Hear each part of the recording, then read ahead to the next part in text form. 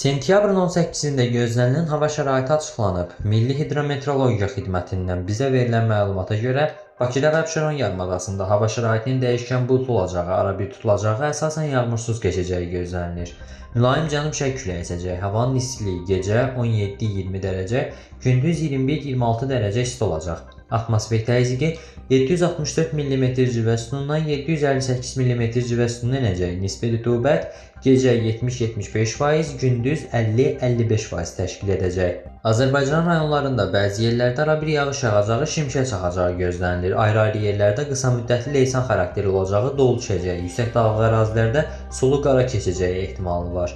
Gündüz əksər rayonlarda yağıntıda qısa müddətli fasilə olacaq. Gecə və səhər bəzi yerlərdə duman olacaq. Mülayim şərq küləyi əsəcək. Havanın istiliyi gecə 15-19 dərəcə, gündüz 19-24 dərəcə, dağlarda gecə 2-6 dərəcə, gündüz 7-11 dərəcə isti olacaq.